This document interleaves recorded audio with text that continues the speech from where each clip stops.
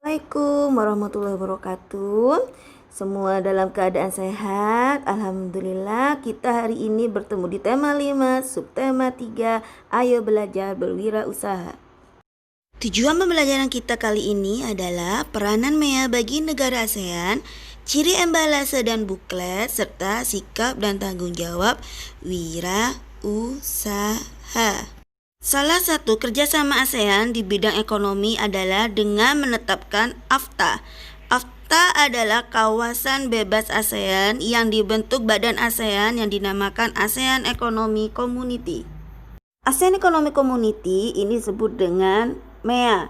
MEA adalah dibentuk berdasarkan deklarasi Cebu dengan tujuan untuk meningkatkan pembangunan, mengurangi tingkat kemiskinan, serta meningkatkan pertumbuhan ekonomi demi kemakmuran masyarakat ASEAN.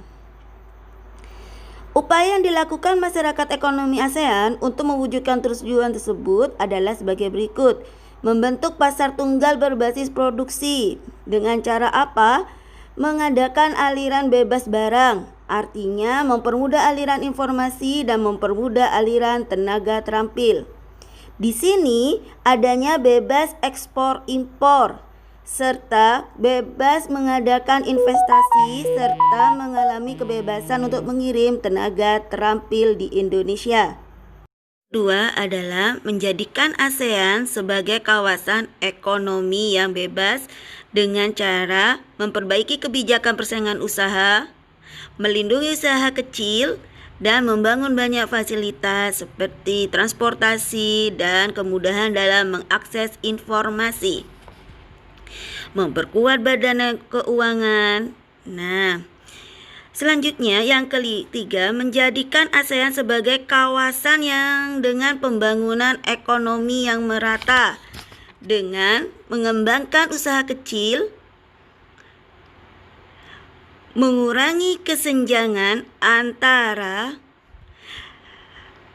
kesenjangan pembangunan, dan yang keempat, menjadikan ASEAN sebagai kawasan terintegrasi atau berbaur dengan ekonomi global. Bagaimana caranya?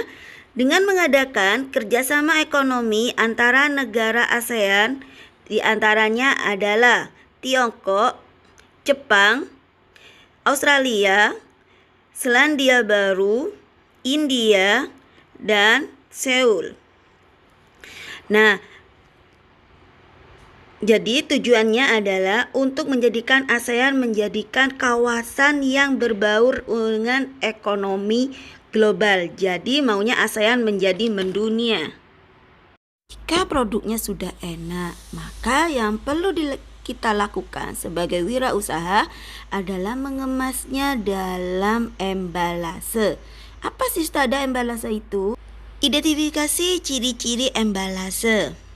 Embalase adalah apa ya? Salah satu bentuk reklame berupa kemasan yang berisi informasi tentang suatu produk. Dilihat di samping itu adalah biskuit durian ya. Tujuan penggunaan embalase. Apa saja sih Ustazah? Yang pertama, melindungi produk agar tidak rusak. Yang kedua, menarik perhatian pembeli. Yang ketiga, apa kira-kira? Ada yang tahu? Yang ketiga adalah membuat produk lebih menarik serta memberikan informasi tentang produk yang akan kita beli. Perhatikan contoh embalase berikut serta bagian-bagiannya ya. Seperti kalian lihat di situ ada kaleng ya. Kaleng makanan. Di bagian depan ada nama produk. Apa nama produknya? Biskuit Yummy. Ada gambarnya produk juga untuk bagian depan. Sedangkan pada bagian belakang terdapat informasi produk yang berisi komposisi dan informasi nilai gizi pada produk yang ada di bagian belakang kemasan. Jadi, ciri-ciri embalase adalah Ada nama produk di bagian depan, ada gambar produk pada bagian depan, serta ada informasi produk pada bagian belakang kemasan. Maka kalian perhatikan baik-baik ya. Nah, selanjutnya buklet. Apa sih Ustazah buklet itu? Buklet itu adalah salah satu alat promosi yang berbentuk seperti buku kecil. Nah, isinya tentang apa Ustazah? Di samping itu adalah buklet makanan Nusantara. Nah, apa saja ya ciri-cirinya buklet itu? Buklet itu terdiri dari lembaran-lembaran kertas yang disatukan hingga menjadi seperti bentuk buku. Nah, selanjutnya, buklet itu bersifat sebagai media promosi atau anjuran kepada masyarakat. Selain itu, isi buklet biasanya berupa informasi tentang produk. Misalnya kayak di samping buklet makanan, maka di sana terdiri dari deskripsi dan cara penyajian makanan tersebut. Oke, kalian lihat ya buklet pada gambar di samping tersebut. Di sana adalah buklet makanan Nusantara. Di dalamnya terdapat yang namanya deskripsi dan cara penyajian. Nah, oke.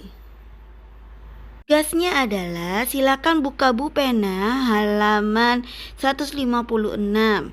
Silakan dikerjakan ya. Terima kasih. Wujud tanggung jawab seorang wirausaha. Yang pertama adalah menjaga kualitas barang yang dijual. Selain itu, melakukan inovasi dan meningkatkan kualitas barang yang dijual. Dan yang ketiga adalah menciptakan kemasan dan barang yang sesuai dengan ketentuan pemerintah. Yang keempat, tetap menjaga kelestarian lingkungan ketika menjalankan usaha. Nah, jadi kesimpulannya adalah tanggung jawab seorang pengusaha yang pertama, menjaga kualitas barang yang dijual, melakukan inovasi dan meningkatkan kualitas barang yang dijual, menciptakan kemasan dan barang yang sesuai dengan ketentuan pemerintah, tetap menjaga kelestarian lingkungan ketika menjalankan usaha. Subtema 3, menanamkan jiwa wirausaha sejak kecil. Contohnya bagaimana Ustazah? Yang pertama, mengajarkan dengan membuat kerajinan tangan. Di sana membuat kerajinan tangan dari sendok plastik.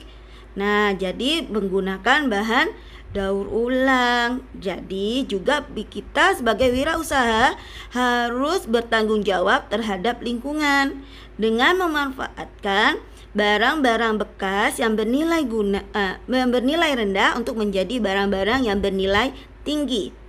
Yang kedua, manfaat melakukan wirausaha sejak kecil apa saja ya Ustazah? Yang pertama, mengembangkan kreativitas diri. Jadi kita makin kreatif. Yang kedua, apa saja? Meningkatkan persatuan dalam keluarga. Jadi dalam berwirausaha kita bisa saling bersatu. Yang ketiga, memanfaatkan barang bekas menjadi barang yang memiliki nilai yang tinggi. Jadi manfaatnya ada 3, mengembangkan kreativitas diri dan lain sebagainya. Selain itu, dalam berwirausaha harus ada kerjasama tim serta ada pengembangan ide.